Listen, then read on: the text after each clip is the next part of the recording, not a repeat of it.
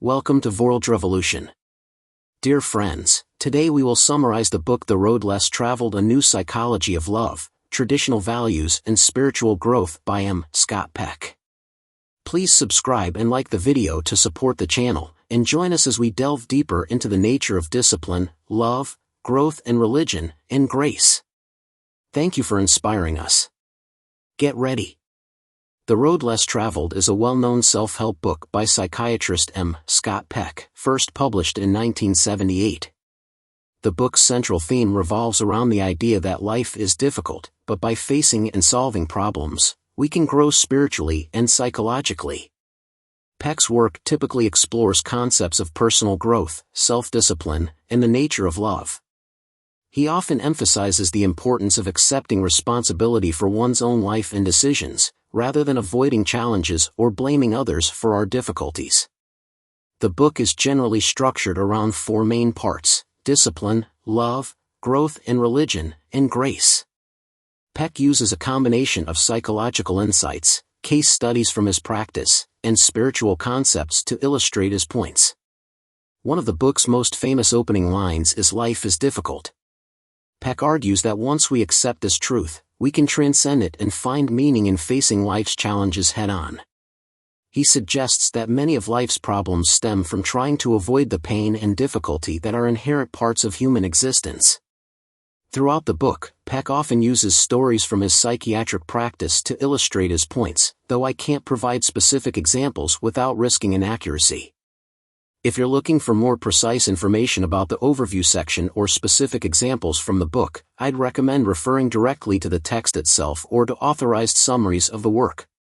If you have any particular concepts from the book you'd like to discuss based on your own reading, I'd be happy to engage in a conversation about those ideas. Problems and pain. Life is difficult. This is a great truth, one of the greatest truths. It is a great truth because once we truly see this truth, we transcend it. Once we truly know that life is difficult, once we truly understand and accept it, then life is no longer difficult. Because once it is accepted, the fact that life is difficult no longer matters. Discipline is the basic set of tools we require to solve life's problems. Without discipline we can solve nothing. And since life poses an endless series of problems, life is always difficult and is full of pain as well as joy. Yet it is this whole process of meeting and solving problems that life has meaning. Wise people learn not to dread but actually to welcome problems and to welcome the pain of problems. Most of us are not so wise. This tendency to avoid problems and the emotional suffering inherent in them is the primary basis of all human mental illness. But the substitute itself ultimately becomes more painful than the legitimate suffering it was designed to avoid. Delaying gratification. Delaying gratification is a process of scheduling the pain and pleasure of life in such a way as to enhance the pleasure by meeting and experiencing the pain first and getting it over with. It is the only decent way to live. The feeling of being valuable, I am a valuable person, is essential to mental health and is a cornerstone of self-discipline. When one considers oneself valuable, one will take care of oneself in all ways that are necessary. Self-discipline is self-caring. Problem-solving in time. Many people simply do not take the time necessary to solve many of life's intellectual, social, or spiritual problems. The inclination to ignore problems is once again a simple manifestation of an unwillingness to delay gratification. Responsibility. We cannot solve life's problem except by solving them. We must take responsibility for a problem before we can solve it. I can solve a problem only when I say this is my problem and it's up to me to solve it. But many, so many, seek to avoid the pain of their problems by saying to themselves, this problem was caused me by other people or by social circumstances beyond my control, and therefore it is up to other people or society to solve this problem for me. It is not really my problem. Escape from freedom. Whenever we seek to avoid the responsibility for our own behavior, we do so by attempting to give that responsibility to some other individual or organization or entity. In attempting to avoid the pain of responsibility, millions and even billions daily attempt to escape from freedom. Sooner or later, if they are to be healed, they must learn that the entirety of one's adult life is a series of personal choices, decisions. If they can accept this totally, then they become free people. To the extent that they do not accept this, they will forever feel themselves victims. Openness to challenge. The life of wisdom must be a life of contemplation combined with action. Withholding truth. By their openness, people dedicated to the truth live in the open, and through the exercise of their courage to live in the open, they become free from fear. The healthiness of depression. It is precisely because the unconscious in its wisdom knows that the way things used to be is no longer tenable or constructive that the process of growing and giving up is begun on an unconscious level and depression is experienced. Renunciation and rebirth. It is in the giving up of self that human beings can find the most ecstatic and lasting, solid, durable joy of life. And it is death that provides life with all its meaning. This secret is the central wisdom of religion. The spiritually evolved individual is, as will be elaborated in the next section, an extraordinarily loving individual, and with his or her extraordinary love comes extraordinary joy. You must forge for yourself an identity before you can give it up. You must develop an ego before you can lose it. They want, and believe it possible, to skip over the discipline, to find an easy shortcut to sainthood. Often they attempt to attain it by simply imitating the superficialities of saints, retiring to the desert or taking up carpentry. Some even believe that by such imitation they have really become saints and prophets, and are unable to acknowledge that they are still children and face the painful fact that they must start at the beginning and go through the middle. Section 2, Love. I define love thus: the will to extend oneself for the purpose of nurturing one's own or another's spiritual growth. Indeed, as has been pointed out, we are incapable of loving another unless we love ourselves, just as we are incapable of teaching our children self-discipline unless we ourselves are self-disciplined. Love is not effortless. To the contrary, love is effortful. Falling in love. Of all the misconceptions about love, the most powerful and pervasive is the belief that falling in love is love, or at least one of the manifestations of love. Falling in love has little to do with purposively nurturing one's spiritual development. If we have any purpose in mind when we fall in love, it is to terminate our own loneliness and perhaps ensure this result through marriage.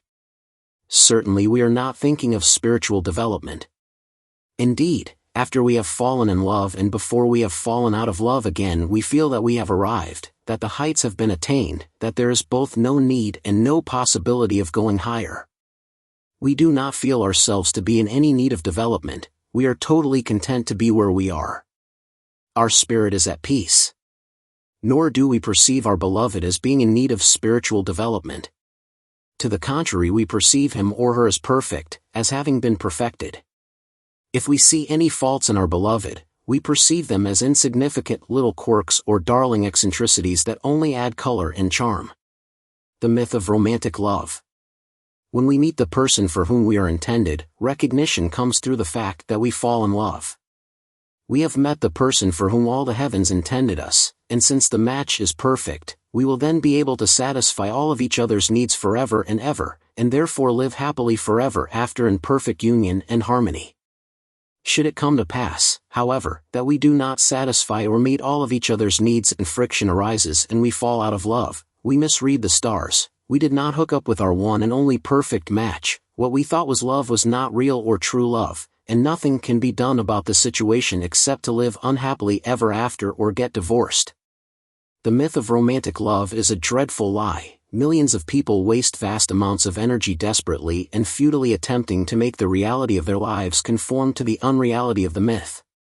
Even when couples have acknowledged that the honeymoon is over, that they are no longer romantically in love with each other and are able still to be committed to their relationship, they still cling to the myth and attempt to conform their lives to it. Even though we have fallen out of love, if we act by sheer willpower as if we still were in love, then maybe romantic love will return to our lives, their thinking goes. Ultimately, if they stay in therapy, all couples learn that a true acceptance of their own and each other's individuality and separateness is the only foundation upon which a mature marriage can be based and real love can grow. More about ego boundaries. The more and longer we extend ourselves, the more we love, the more blurred becomes the distinction between the self and the world. And as our ego boundaries become blurred and thinned, we begin more and more to experience the same sort of feeling of ecstasy that we have when our ego boundaries partially collapse and we fall in love.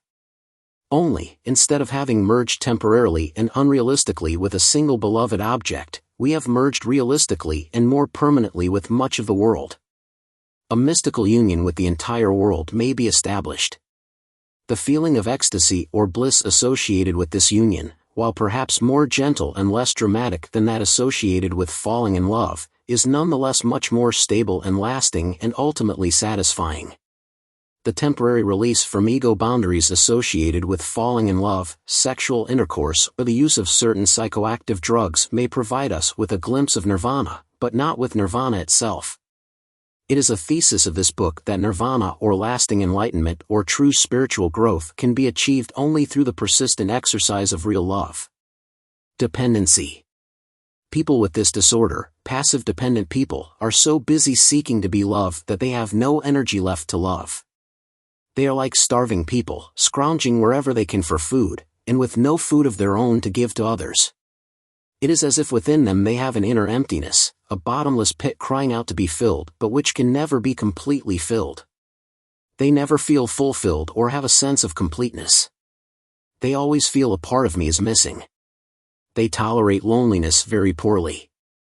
Because of their lack of wholeness, they have no real sense of identity, and they define themselves solely by their relationships. She came to appreciate her own intelligence and assets, and to identify her emptiness and hunger and distinguish it from genuine love, to realize how her hunger was driving her to initiate and cling to relationships that were detrimental to her, and to accept the necessity for the strictest kind of discipline over her hunger if she was to capitalize on her assets. In the diagnosis, the word passive is used in conjunction with the word dependent because these individuals, passive dependent, concern themselves with what others can do for them to the exclusion of what they themselves can do. If being loved is your goal, you will fail to achieve it.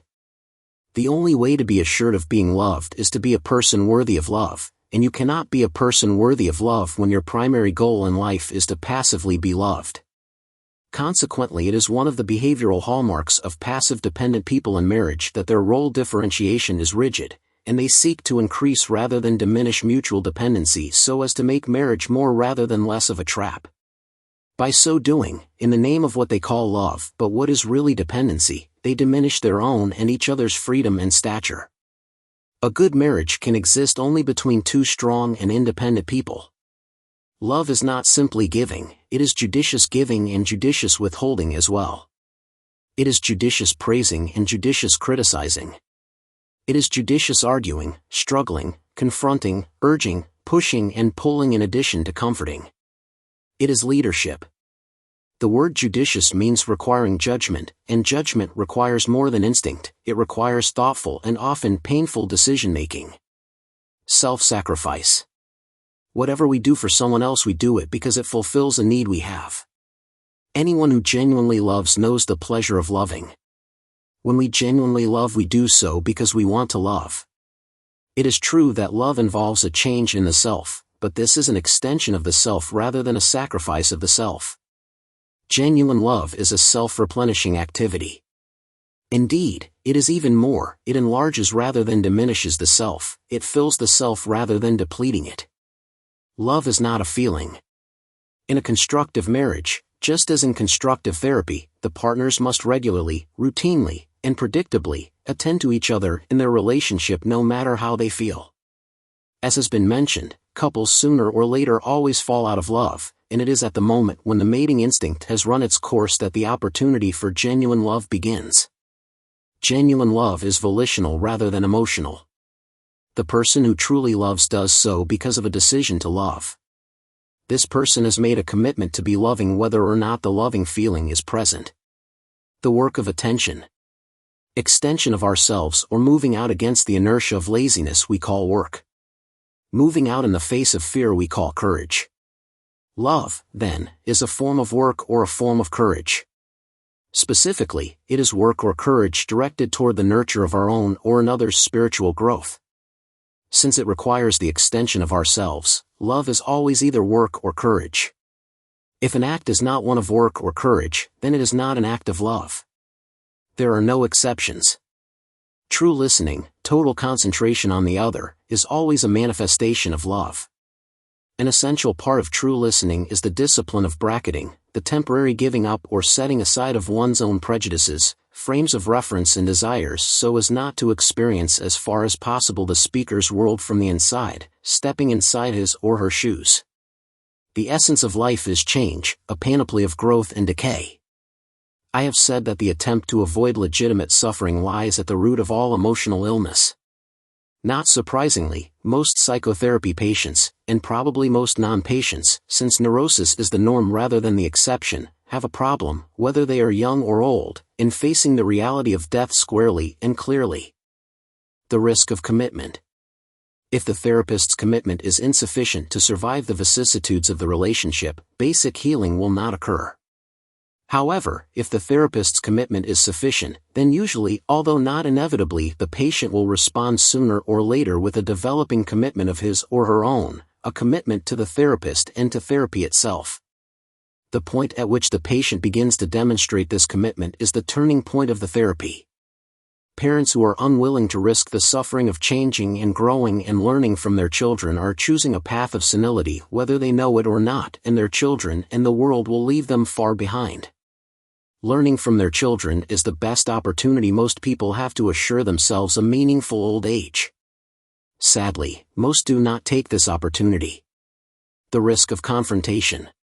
But the reality of life is such that at times one person does know better than the other person what is good for the other, and in actuality is in a position of superior knowledge or wisdom in regard to the matter at hand.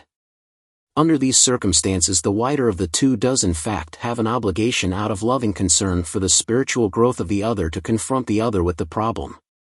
The loving person, therefore, is frequently in a dilemma, caught between a loving respect for the beloved's own path in life and a responsibility to exercise loving leadership when the beloved appears to need such leadership. There are, then, two ways to confront or criticize another human being, with instinctive and spontaneous certainty that one is right, or with a belief that one is probably right arrived at through scrupulous self-doubting and self-examination. The first is the way of arrogance. It is the most common way of parents, spouses, teachers and people generally in their day-to-day affairs. It is usually unsuccessful, producing more resentment than growth and other effects that were not intended. The second is the way of humility. It is not common, requiring as it does a genuine extension of oneself. It is more likely to be successful, and it is never, in my experience, destructive. To fail to confront when confrontation is required for the nurture of spiritual growth represents a failure to love equally as much as does thoughtless criticism or condemnation and other forms of active deprivation of caring. There is a traditional concept that friendship should be a conflict-free relationship, a you scratch my back, I'll scratch yours arrangement, relying solely on a mutual exchange of favors and compliments as prescribed by good manners. Such relationships are superficial and intimacy-avoiding and do not deserve the name of friendship which is so commonly applied to them. Fortunately, there are signs that our concept of friendship is beginning to deepen. Mutual loving confrontation is a significant part of all successful and meaningful human relationships. Without it, the relationship is either unsuccessful or shallow. Love is disciplined. To attempt to love someone who cannot benefit from your love with spiritual growth is to waste your energy, to cast your seed upon arid ground. Genuine love is precious, and those who are capable of genuine love know that their loving must be focused as productively as possible through self-discipline. When I genuinely love, I am extending myself, and when I am extending myself, I am growing. The more I love, the longer I love, the larger I become. Genuine love is self-replenishing. The more I nurture the spiritual growth of others, the more my own spiritual growth is nurtured. I am a totally selfish human being. I never do something for somebody else but that I do it for myself. And as I grow through love, so grows my joy, ever more present, ever more constant. Love is separateness. The genuine lover always perceives the beloved as someone who has a totally separate identity. As I have grown, however, I have come to realize that it is the separateness of the partners that enriches the union. Great marriages cannot be constructed by individuals who were terrified by their basic aloneness, as so commonly is the case, and seek a merging in marriage. Genuine love not only respects the individuality of the other but actually seeks to cultivate it, even at the risk of separation and loss. The ultimate goal of life remains the spiritual growth of the individual, the solitary journey to peaks that can be climbed only alone. Significant journeys cannot be accomplished without the nurture provided by a successful marriage or successful society. Marriage and society exist for the basic purpose of nurturing such individual journeys. Intensive psychotherapy in many ways is a process of reparenting. The mystery of love. It has been further suggested that the absence of love is the major cause of mental illness and that the presence of love is consequently the essential healing element in psychotherapy. Section 3. Growth and Religion. Worldviews and Religion. Consequently, among the members of the human race there exists an extraordinary variability in the breadth and sophistication of our understanding of what life is all about. This understanding is our religion. Since everyone has some understanding, some worldview, no matter how limited or primitive or inaccurate, everyone has a religion. This fact, not widely recognized, is of the utmost importance. Everyone has a religion. How do people's religions develop? The most important factor in the development of the religion of most people is obviously their culture. But less obvious, except to psychotherapists, is the fact that the most important part of our culture is our particular family. The most basic culture in which we develop is the culture of our family, and our parents are its culture leaders. Moreover, the most significant aspect of that culture is not what our parents tell us about God and the nature of things, but rather what they do, how they behave toward each other, toward our siblings, and, above all, toward us. In other words, what we learned about the nature of the world when we are growing up is determined by the actual nature of our experiences in the microcosm of the family. It is not so much what our parents say that determines our worldview as it is the unique world they create for us by their behavior. The fact that our religion or worldview is initially largely determined by our unique childhood experience brings us face to face with a central problem: the relationship between religion and reality. Most of us operate from a narrower frame of reference than that of which we are capable, failing to transcend the influence of our particular culture, our particular set of parents, and our particular childhood experience upon our understanding. It is no wonder, then, that the world of humanity is so full of conflict. We have a situation in which human beings, who must deal with each other, have vastly different views as to the nature of reality, yet each one believes his or her own view to be the correct one since it is based on the microcosm of personal experience. And to make matters worse, most of us are not even fully aware of our own world views, much less the uniqueness of the experience from which they are derived. The religion of science. Spiritual growth is a journey out of the microcosm into an ever greater macrocosm. We must continually expand our realm of knowledge and our field of vision through the thorough digestion and incorporation of new information. The learning of something new requires giving up the old self and a death of outworn knowledge. To develop a broader vision we must be willing to forsake, to kill, our narrower vision. In the short run it is more comfortable not to do this, to stay where we are, to keep using the same microcosmic map, to avoid suffering the death of cherished notions. The road of spiritual growth, however, lies in the opposite direction. We begin by distrusting what we already believe, by actively seeking the threatening and unfamiliar, by deliberately challenging the validity of what we have previously been taught and hold dear. The path to holiness lies through questioning everything. The baby in the bath water. I have firmly stated that it is essential to our spiritual growth for us to become scientists who are skeptical of what we have been taught, that is, the common notions and assumptions of our culture. But the notions of science themselves often become cultural idols, and it is necessary that we become skeptical of these as well. In thinking about miracles, I believe that our frame of reference has been too dramatic. We have been looking for the burning bush, the parting of the sea, the bellowing voice from heaven.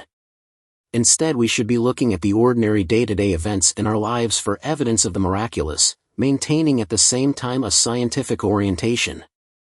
This is what I shall be doing in the next section as I examine ordinary occurrences in the practice of psychiatry which have led me to an understanding of the extraordinary phenomenon of grace.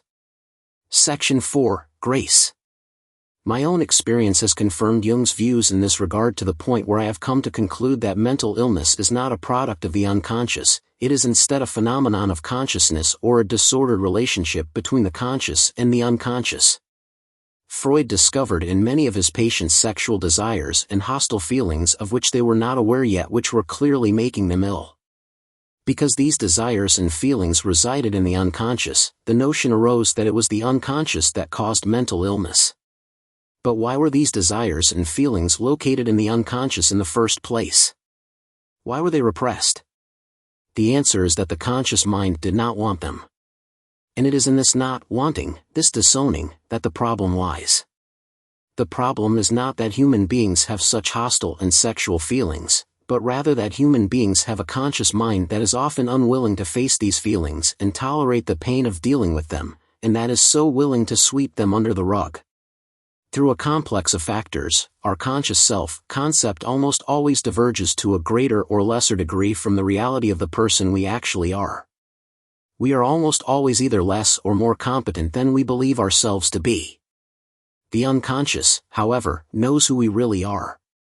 A major and essential task in the process of one's spiritual development is the continuous work of bringing one's conscious self-concept into progressively greater congruence with reality.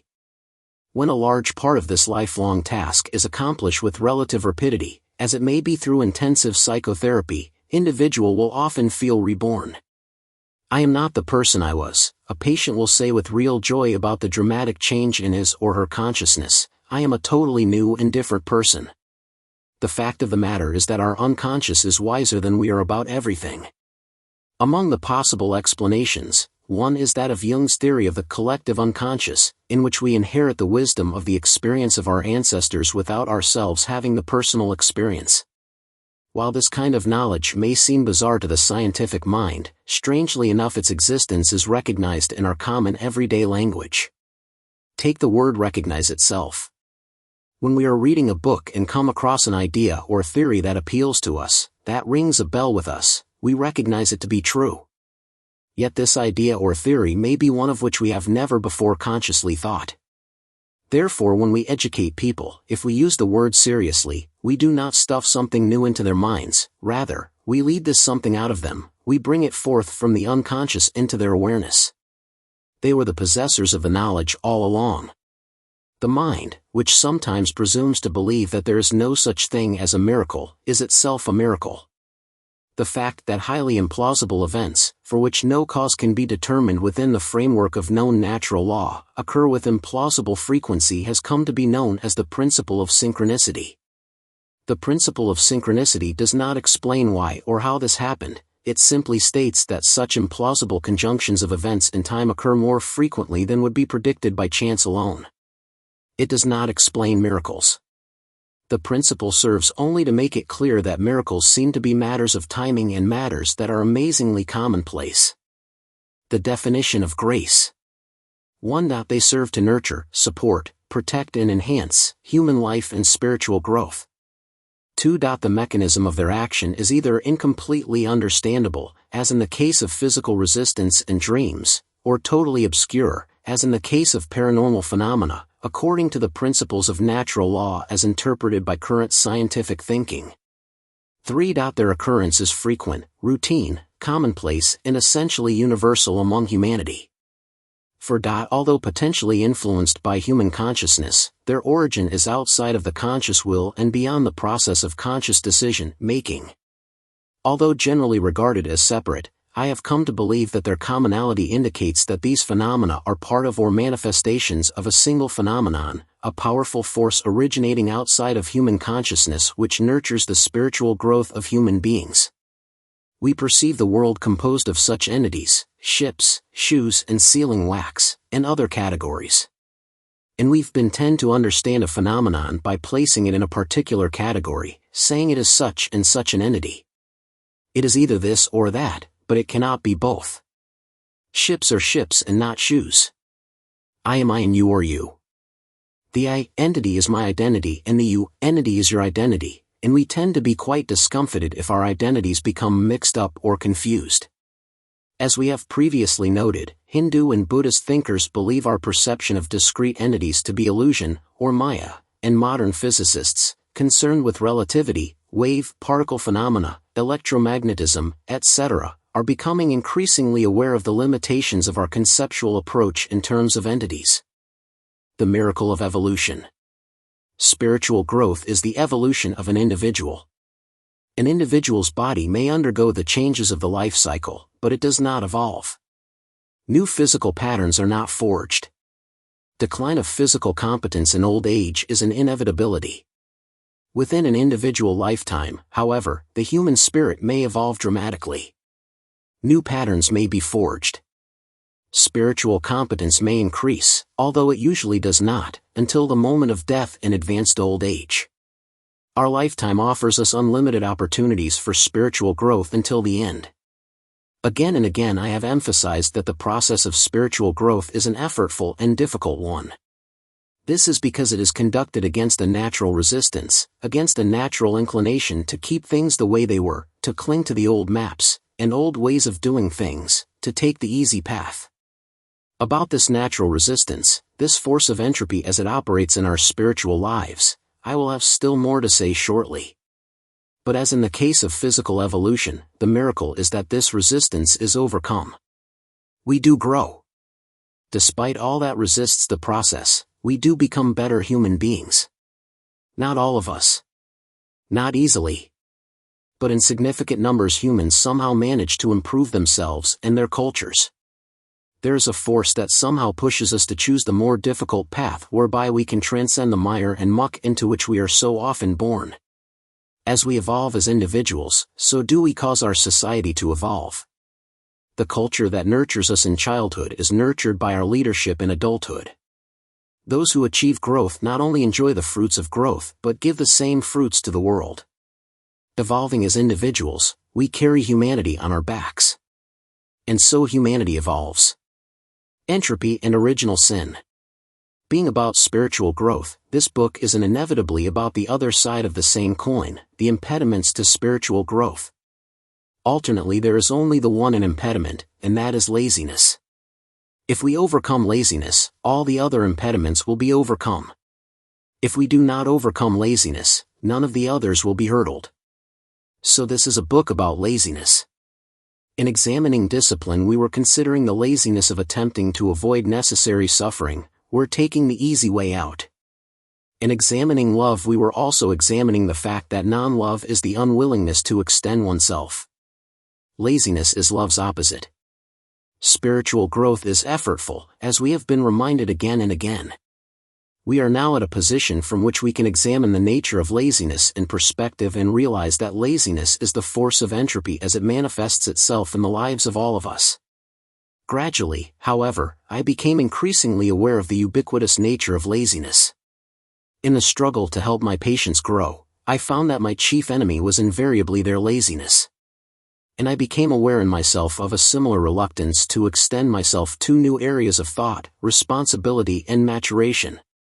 Much of our fear is fear of a change in status quo, a fear that we might lose what we have if we ventured forth from where we are now.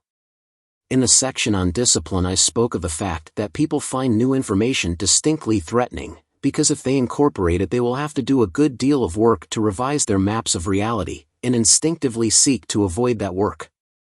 Consequently, more often than not they will fight against the new information rather than for its assimilation. Their resistance is motivated by fear, yes, but the basis of the fear is laziness. It is the fear of the work they would have to do. Similarly, in the section on love I spoke of the risks of extending ourselves into new territory, new commitments and responsibilities, new relationships and levels of existence.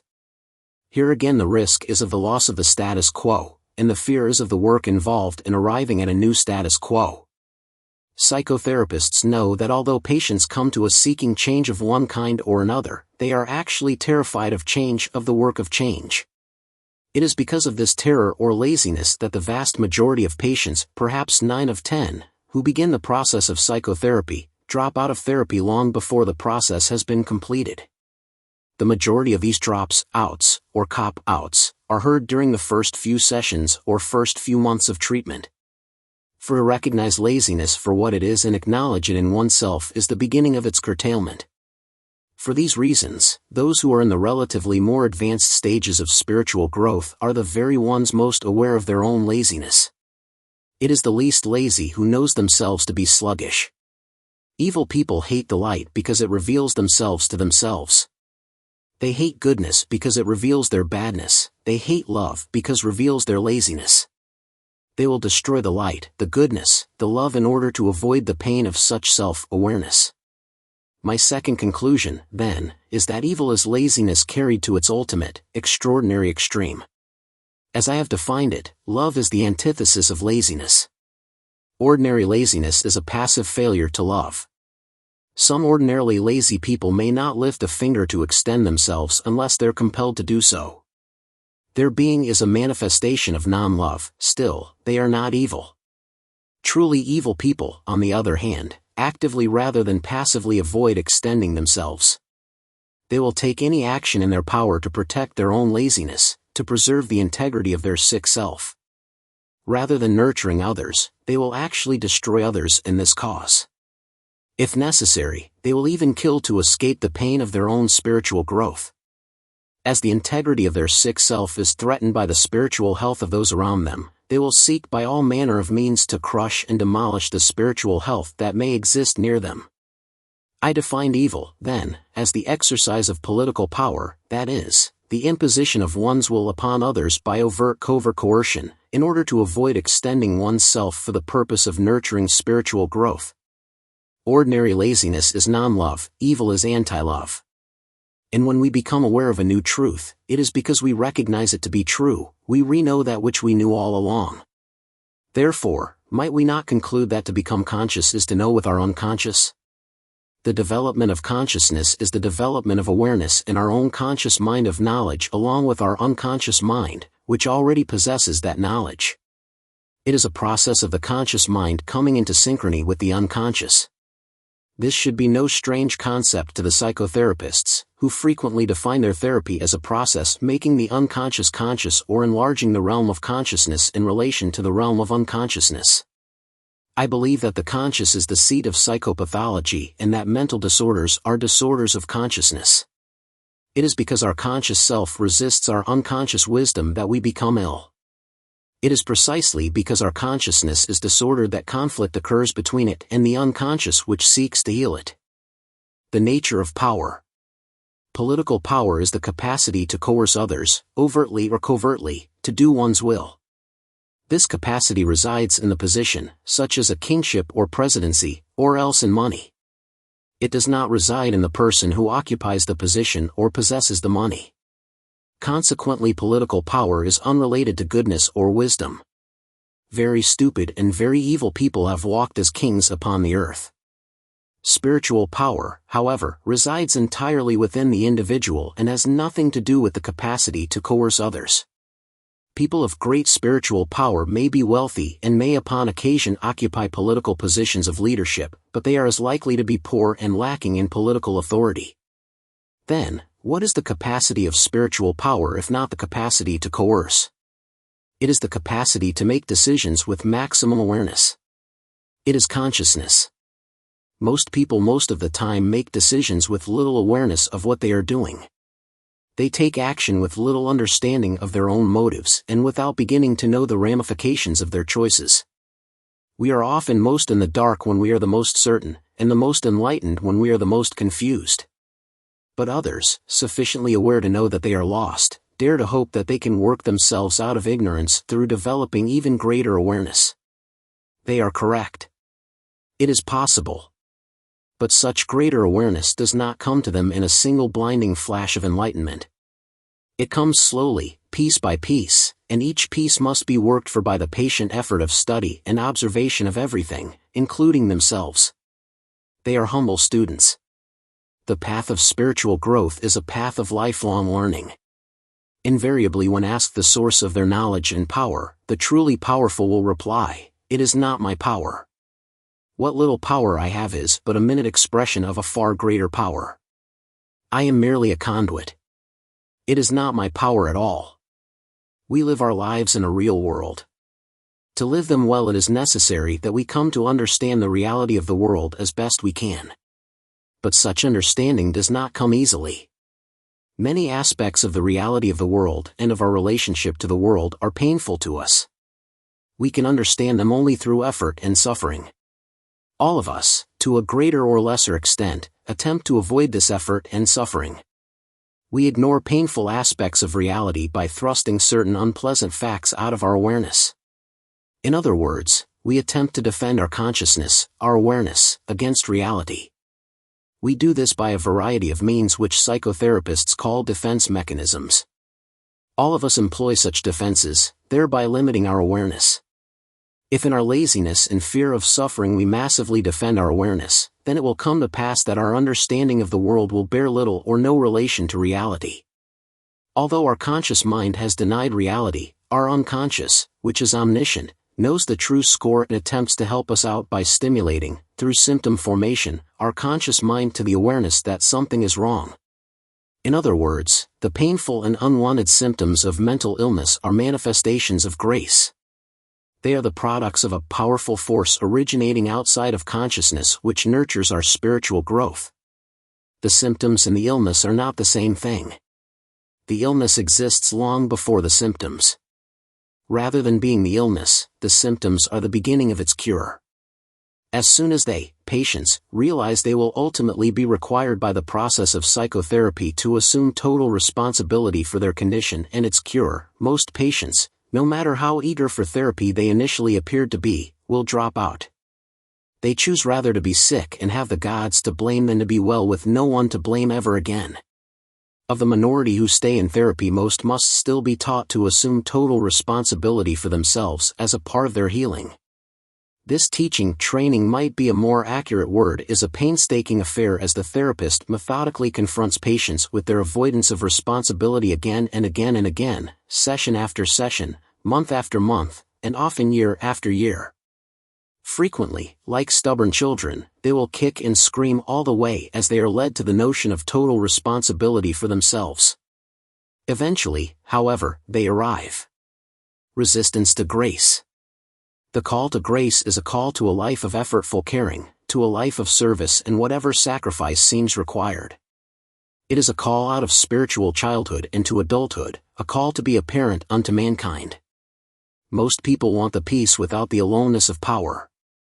And they want the self-confidence of adulthood without having to grow up. There are many who, by virtue of their passivity, dependency, fear and laziness, seek to be shown every inch of the way and have it demonstrated to them that each step will be safe and worth their while. This cannot be done. For the journey of spiritual growth requires courage and initiative and independence of thought and action. While the words of the prophets and the assistance of grace are available, the journey must still be traveled alone. No teacher can carry you there. There are no preset formulas. Rituals are only learning aids, they are not the learning. Eating organic food, saying 5 Hail Marys before breakfast, praying facing east or west, or going to church on Sunday will not take you to your destination. No words can be said. No teaching can be taught that will relieve spiritual travelers from the necessity of picking their own ways, working out with effort and anxiety their own paths through the unique circumstances of their own lives toward the identification of their individual selves. So the replacement of our human myths by scientific information has caused us to suffer a sense of personal meaninglessness. Of what possible significance could we be, as individuals or even as a race, buffeted about by internal chemical and psychological forces we do not understand, invisible in a universe whose dimensions are so large that even our science cannot measure them? The universe, this stepping stone, has been laid down to prepare a way for us. But we ourselves must step across it, one by one. Through grace we are helped not to stumble, and through grace we know that we are being welcomed. What more can we ask? The nature of power. Political power is the capacity to coerce others, overtly or covertly, to do one's will. This capacity resides in the position, such as a kingship or presidency, or else in money. It does not reside in the person who occupies the position or possesses the money. Consequently, political power is unrelated to goodness or wisdom. Very stupid and very evil people have walked as kings upon the earth. Spiritual power, however, resides entirely within the individual and has nothing to do with the capacity to coerce others. People of great spiritual power may be wealthy and may upon occasion occupy political positions of leadership, but they are as likely to be poor and lacking in political authority. Then, what is the capacity of spiritual power if not the capacity to coerce? It is the capacity to make decisions with maximum awareness. It is consciousness. Most people most of the time make decisions with little awareness of what they are doing. They take action with little understanding of their own motives and without beginning to know the ramifications of their choices. We are often most in the dark when we are the most certain, and the most enlightened when we are the most confused. But others, sufficiently aware to know that they are lost, dare to hope that they can work themselves out of ignorance through developing even greater awareness.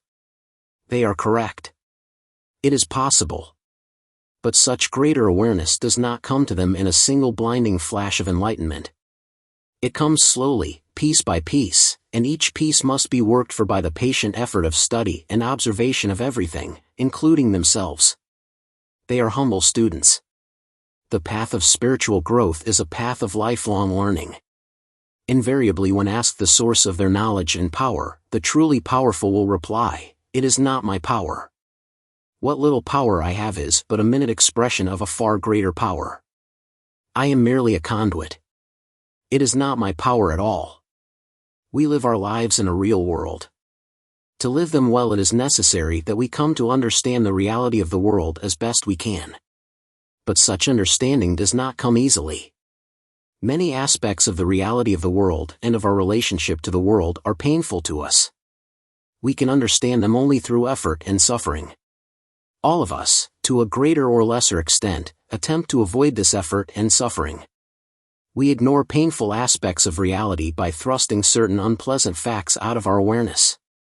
In other words, we attempt to defend our consciousness, our awareness, against reality. We do this by a variety of means which psychotherapists call defense mechanisms.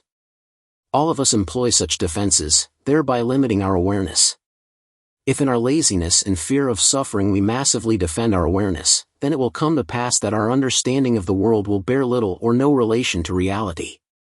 Although our conscious mind has denied reality, our unconscious, which is omniscient, knows the true score and attempts to help us out by stimulating, through symptom formation, our conscious mind to the awareness that something is wrong. In other words, the painful and unwanted symptoms of mental illness are manifestations of grace. They are the products of a powerful force originating outside of consciousness which nurtures our spiritual growth. The symptoms and the illness are not the same thing. The illness exists long before the symptoms. Rather than being the illness, the symptoms are the beginning of its cure.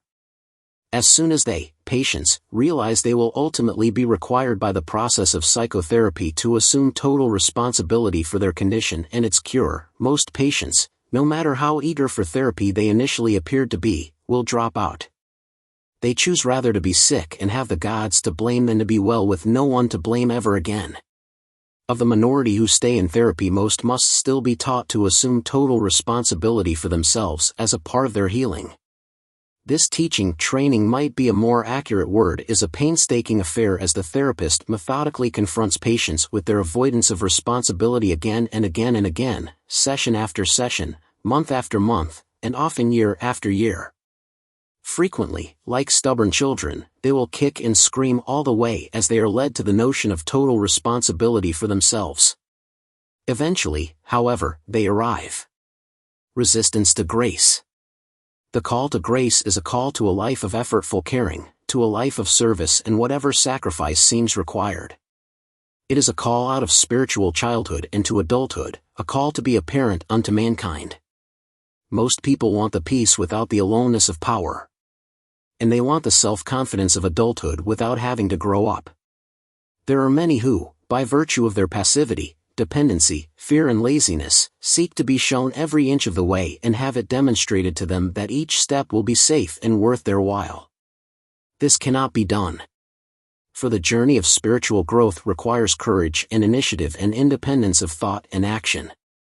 While the words of the prophets and the assistance of grace are available, the journey must still be traveled alone. No teacher can carry you there. There are no preset formulas. Rituals are only learning aids, they are not the learning. Eating organic food, saying 5 Hail Marys before breakfast, praying facing east or west, or going to church on Sunday will not take you to your destination.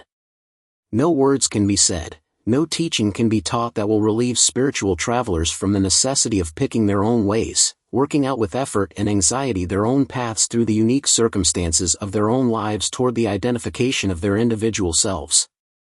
So the replacement of our human myths by scientific information has caused us to suffer a sense of personal meaninglessness. Of what possible significance could we be, as individuals or even as a race, buffeted about by internal chemical and psychological forces we do not understand, invisible in a universe whose dimensions are so large that even our science cannot measure them? The universe, this stepping stone, has been laid down to prepare a way for us. But we ourselves must step across it, one by one. Through grace we are helped not to stumble, and through grace we know that we are being welcomed. What more can we ask? Thank you for listening. I hope this content is useful to you. If you like this kind of content, please like, share, and subscribe to our channel to support our team.